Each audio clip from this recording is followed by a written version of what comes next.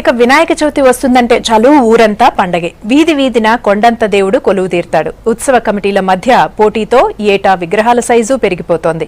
విగ్రహాల తయారీకి వాడే పీఓపీ రసాయనాల వల్ల నిమజ్జనం తర్వాత చెరువులు కలుషితమైపోతున్నాయి.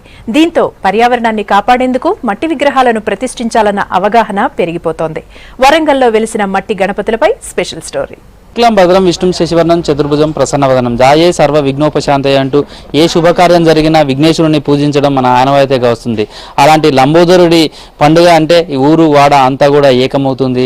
అత్యంత ఘనంగా వినాయక చవితిని నిర్వహించడం కూడా జరుగుతుంది. భాద్రపద శుద్ధ చవితి నాడు వినాయకుడిని శక్తి కొలగా పూజించి కొన్ని చోట్ల నవరాత్రులు, కొన్ని చోట్ల 11 రోజులు పూజించిన తర్వాత నిమజ్జనం చేస్తారు. అలాంటి పండుగకు ఓరుగలు కూడా సిద్ధమవుతుంది. భారీ విగ్రహాలు కూడా పూజకు సర్వం సిద్ధం చేస్తున్నారు. వినాయకులు ఇప్పుడు విపరీతంగా ఉన్నాయి. అప్పుడు మామూలుగా ఇప్పుడు మా ఏరియాలో అప్పుడు ఒకటి మేమే పెట్టాం. ఇప్పుడు మా గల్లీలోనే 4-5 అవుతున్నాయి. మొత్తం పిల్లవాళ్ళందరూ కూడా క్రేజ్ ఏర్పడి చాలా వరకు గల్లీకి వినాయకుల యూత్ అనేది పెరుగుతూనే ఉన్నది కాబట్టి తగ్గట్లేదు. ఇప్పుడు ప్రతి సంవత్సరం వీళ్ళు చేసే వినాయకులైనా కానీ ఇప్పుడు వీళ్ళు 100 బొమ్మలు చేసేవాళ్ళు ఇప్పుడు 150 బొమ్మలు 200 బొమ్మలు చేస్తున్నారు వీళ్ళు. అప్పుడు 15 ఏళ్ల క్రితం 5,000 6,000 ఉండేది. హైట్ 8 ఫీట్లు అంతే. ఇప్పుడు 15 ఫీట్లు 15 ఫీట్లు వీడియో 18 ఫీట్ల వరకు వస్తున్నాయి. ఇప్పుడు 20,000 25,000 ఉంటున్నాయి. చెరువులు కుంటాల్లోని మట్టితో ఈ విగ్రహాలు తయారవుతున్నాయి. వీటిని తయారు చేసే కళాకారులు ఒడిశా నుంచి 4-5 నెలల కిందటే ఇక్కడికొచ్చారు. ఆర్డర్లు తీసుకుని తయారీ మొదలు పెట్టారు. ముందుగా గడ్డితో నమూనా తయారు చేస్తారు. బంకమట్టితో పాటు సన్నని ఇసుక కలిపి పేస్టులా చేస్తారు. గడ్డితో చేసిన విగ్రహ నమూనాతో మట్టి గణపతిని తయారు చేస్తారు. చేతులతోనే చేయడం వల్ల ఒక్కో విగ్రహం తయారీకి 4-5 రోజులు పడుతోంది. ఏడాదికేడాది ఎత్తు పెరగడమే కాక విగ్రహాల్లో వైవిధ్యం కూడా కనిపిస్తోంది. నేను లాస్ట్ ఇయర్ పిఓపి వినాయకు పెట్టినా, కానీ ఈసారి మట్టి వినాయకు పెడదామని ఒక 2 నెలల ముందు అడ్వాన్స్ ఇచ్చి ఇక్కడ బాబుపేట చేయమల్లా ఇచ్చిన. మట్టి వినాయకుని పెడితే ప్రాధాన్యతమని మట్టి వినాయకు ప్రాధాన్యత ఇస్తున్నా. పర్యావరణాన్ని కాపాడదామని ముఖ్య ఉద్దేశం అంతే. ఇక ముందు కూడా మట్టి వినాయకు పెట్టడానికి ప్రాధాన్యం ఇస్తాం. అందరూ మట్టి వినాయకు పెట్టి మట్టి వినాయకు పూజిద్దాం. 2 సంవత్సరాల కాంచెలు మట్టి వినాయకులను పెట్టడం జరుగుతుంది. వినాయకునికి 2 నెలల ముందే అడ్వాన్స్ ఇవ్వడం జరిగింది.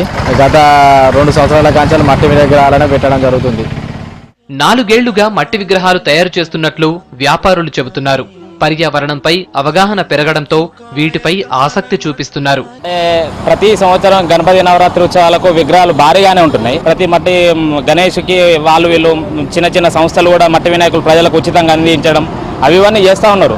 కానీ పెద్ద వినాయకులను కూడా తయారు చేస్తే సొసైటీకి కూడా బాగుంటుంది. యూత్ సభ్యులు కానీ ఇప్పుడు కాలనీ వాసులు కానీ జనరల్గా మట్టి వినాయకు ఎంత ప్రిఫరెన్స్ ఇస్తారో చూడడానికి కూడా బాగుండాలి అనేది తీరుగా కూడా వాళ్ళకు ఉంటుంది.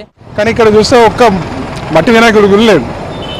గవర్నమెంట్ ఏమో మట్టి వినాయకులు పెట్టాలి అది పొల్యూషన్ ఇది అని చెప్పి చెప్పింది. కానీ మట్టి వినాయకులు ఇక్కడెక్కడ దొరకదు. ఒక 200 విగ్రహాలు చేసాం మట్టి మేము ఇప్పుడు ఈ సంవత్సరం. మేము పిఓపి విగ్రహాలు కూడా 1000-1500 దాకా చేస్తున్నాం. మేము ఇక్కడ ఇన్ని రోజులు చేస్తున్నాము.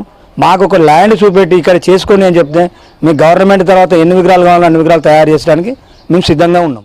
చూశారుగా సమస్త భక్త కోట పూజలు అందుకునేందుకు గణనాథులు సిద్ధమవుతున్నారు. అయితే డిమాండ్కు తగ్గ మట్టి విగ్రహాలు తయారు చేయలేక చేతులెత్తేస్తున్నారు తయారీదారులు. పర్యావరణ పరిరక్షణ కోసం తాము సైతం అంటూ గణనాథులు ముందుకొస్తున్నా అందుకు తగ్గ విగ్రహాలు దొరకని పరిస్థితి. అయితే ప్రభుత్వం సహకరించి తమకు భూమి ఇతర సౌకర్యాలు కల్పిస్తే మాత్రం వచ్చే ఏడాదైనా పర్యావరణ పరిరక్షణ కోసం మట్టి విగ్రహాలు కావాల్సిన తయారు చేస్తామంటున్నారు ఇక్కడ విగ్రహ తయారీదారులు. ఆ వైపుగా ప్రభుత్వం కూడా దృష్టి సారిస్తుందని మనం ఆశిద్దాం. కెమెరామెన్ క్రాంతి కుమార్తో కృష్ణమోహన్, V6 న్యూస్.